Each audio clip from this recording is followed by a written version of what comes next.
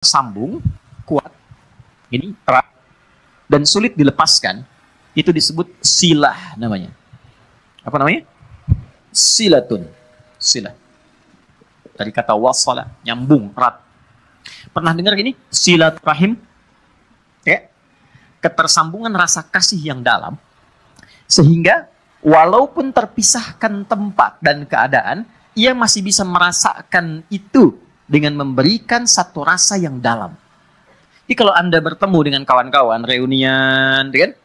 Ketemu, saling tatap, ngobrol, itu belum silaturahim secara makna. Belum.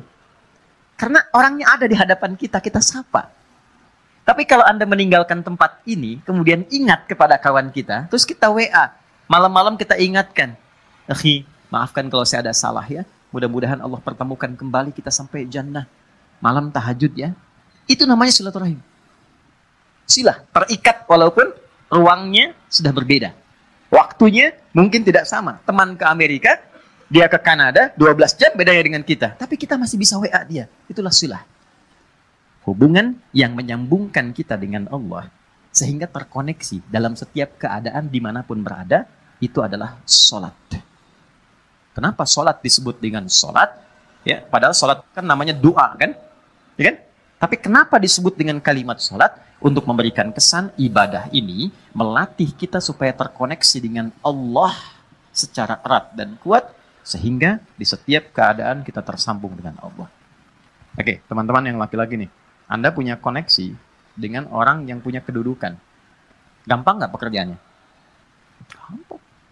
Ibu terkoneksi dengan Korlantas, lalu lintas gampang kan? Dikawal, kan?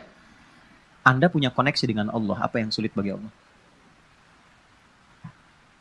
Nih, kalimat mahal ya. Anda boleh catat ini. Mau bikin status juga silahkan. Terserah. Tapi yang penting status kita di hadapan Allah. Ada satu kalimat yang sangat mahal. Yang kalau kita punya ini, tentram kehidupan dunia. Kalimatnya singkat, cuma 3 kata. Aku punya Allah. Aku punya Allah. Ini kalimat yang mahal, yang jarang dimiliki sampai hari ini. Kenapa engkau begitu tegar? Padahal masalah rumah tangga kamu itu begitu pelik. Aku punya Allah. Aku yakin Allah pasti akan berikan solusi. Kamu kok kelihatannya biasa-biasa saja sih? Padahal kan kemarin pekerjaan kamu gagal. Aku punya Allah. Allah sudah ngatur rizki. Rizki aku sudah Allah tetapkan. Aku punya Allah. Kalimat ini yang mahal sekarang. Bilal itu saat dicambuk, suasananya terik. Ditimpa batu yang sudah dipanaskan. Ketika dicambuk sekali, kalimatnya irtad, murtad kamu. Jawabannya Allah, aku punya Allah. Saya tanya pada Anda, kalimat ini muncul nggak dalam setiap situasi? Nah, mungkin itu yang menyebabkan sering ada kegamangan, kegelisahan, pesimis, jatuh terlampau dalam. Kan punya Allah. Dulu semua orang bekerja itu merasa punya Allah. Mau disogok, ya seorang penggembala kambing itu diuji oleh Umar. Aku ambil ya, 1 aku beli. Jangan, ya ini bukan punya saya. Bilang aja dimakan serigala. Pertanyaan cuma 1, fa'ain Allah. Terus Allah di mana? Aku punya Allah. Teman-teman, itu mahal sekali. Nah, sholat itu melatih kita untuk punya itu. Jadi kalau sudah selesai sholat, kita itu terkoneksi dengan Allah. Terkoneksi itu namanya zikir. Dzakaro, ingat. Ingat tuh, zikir tuh gini. Bukan diucapkan di lisan. Zikir itu diucapkan di lisan, tembus ke hati, lalu memberikan petunjuk kepada semua bagian tubuh kita. Itu zikir namanya. Jadi begitu disebutkan, ada getaran ke jiwa. Makanya kenapa pasca sholat ada zikir, khawatir setelah sholat belum nyambung. Ini yang dimaksud Quran surah keempat ayat 103. Fa'idha qadaitumus sholata, maka jika Anda telah tuntas mengerjakan sholat, mungkin belum terkoneksi sepenuhnya dengan Allah. Fadhkurullaha, maka cepat koneksikan dirimu dengan Allah. Nih, kenapa istighfar didahulukan sebelum subhanallah? 1 juta. Serius? 5 juta. Umroh lah tawaran terakhir tuh. Ini serius umroh, bintang 5. Waktu habis udah. Waktu habis. Salah sendiri kenapa ngaco. Cepet. Karena Boleh jadi saat sholat itu fokusnya kepada yang lain. Tidak terkoneksi dengan Allah. Lisannya Allahu Akbar, tapi di pikirannya handphone Hu Akbar.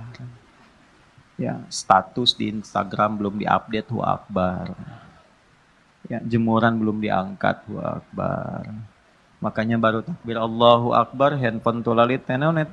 Nah, bisa dijawab dulu, halo, saya sedang sholat Nah, belum nyambung. Makanya kita istighfar, khawatir saat sholat ada yang belum terkoneksi. Setelah itu, subhanallah, alhamdulillah, Allahu Akbar. Kenapa 33 kali? 33 itu latihan sampai kalimat itu meresap ke dalam hati. Subhanallah, subhanallah, subhanallah. Pertama masih di lisan. Yang ke-10 mulai masuk ke hati, mulai terasa. Mulai nangis, mulai enak, mulai tenang.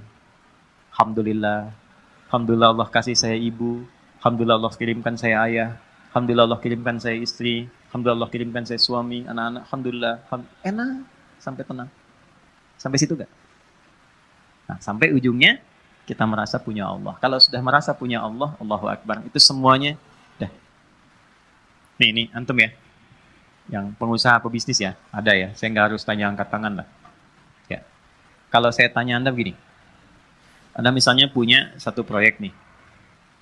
Nilainya 100 miliar. Oke? Tapi proyek itu membuat Anda tidak bisa sholat. Sisi lain, ada pekerjaan. Nilainya cuma 1 juta. Tapi Anda bisa menunaikan sholat dengan begitu nyamannya. Anda pilih mana? Yang pertama atau yang kedua? Cuma 2 pilihan, Anda nggak boleh pilih yang ketiga. Saya sudah bisa merasakan getaran-getaran itu. Ya, jujur aja. Pertama atau kedua? Wah, yang benar. Buktinya ada orang sekarang hanya untuk jaga toko, dia rela meninggalkan Jumat. Hanya untuk jaga toko. Hanya untuk menjaga toko. Biasa. Syaratnya nggak sholat, dia mau. Padahal kalau ditanya siapa yang ngasih rezeki, dia jawab Allah. Itu kan ada yang salah gitu. Ada yang salah. Lihat, Abdurrahman bin Auf itu ditawari begini. Abdurrahman bin Auf itu kan orang kaya luar biasa sebelum masuk Islam. Tapi levelnya masih 1. Setelah masuk Islam di nomor 3. Yang tertinggi. Kan cuman begini tawarannya. Kamu kalau mau ikut Muhammad SAW, semua aset kamu kami sita. Oke? Silahkan ikut. Dan gak boleh bawa apapun. Cuma baju yang melekat di badan. Gambaran orang-orang pada saat itu akan menempuh perjalanan kurang lebih 400 km. Lewat naik turun bukit, badai mungkin datang, gak akan selamat sampai ke Madinah. Di Yathrib saat itu. Berangkat. Anda kalau di posisi Abdurrahman bin Auf, ditawarkan demikian. Tawaran keduanya, tinggalkan ajaran Muhammad, tinggal di Mekah, kami angkat Anda menjadi hartawan terhormat dengan proyek nomor 1 di wilayah ini. Kalau Anda di posisi Abdurrahman bin Auf, silahkan ikut Nabi, tapi tinggalkan semua aset Anda 1 triliun. Bawa pakaian saja. Anda sudah bekerja 20 tahun, 30 tahun, dapat 1 T, tinggalkan itu ikut Nabi Muhammad. Yang belum tentu jelas di hadapan Anda kesuksesannya. Atau tinggal di kota Mekah, ambil hartawan terhormat nomor 1, semua proyek wilayah Bintaro Anda kuasai. Kalau Anda di posisi itu, Anda mau pilih mana? Nah, yang mau saya katakan, apa yang melatih seorang Abdurrahman bin Auf, sehingga mengambil keputusan, saya tetap ikut Nabi. Itu kan pertaruhan tinggi. Jadi iman itu teman-teman di atas segalanya. Punya Allah itu di atas segalanya. Jadi kalau orang kehilangan proyek, kehilangan job, tapi merasa punya Allah, itu nggak ada apa-apanya. Karena masih merasa punya Allah. Itu yang mahal. Jadi nggak bisa ditukar dengan masalah. Kalau Anda punya masalah seberat apapun, tapi Anda punya Allah, itu kecil. Ya, melatihnya nggak semudah yang diucapkan. Karena Abdurrahman bin Auf memilih untuk ikut, istrinya belum siap. Itu poinnya. Begitu diberikan pilihannya kepada istrinya memilih tinggal di Mekah. Tawarannya sederhana. Anda ikut seperti suami, berangkat dengan pakaian melekat, tinggal harta suami kami serahkan kepada Anda, dan silahkan pilih pria paling tampan di wilayah Mekah ini, kami fasilitasi pernikahannya. Ibu kalau di posisi itu, jangan lihat suami lah, sini aja. Kalau di posisi itu, ikut suami atau tinggal di Mekah? Kan pelan jawab suami.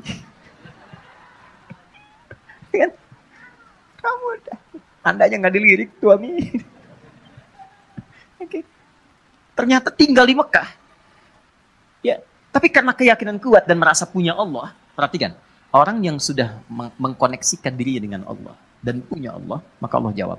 Ini yang dimaksud rumus Quran surah kedua di ayat 152. Fadhkuruni adzkurkum.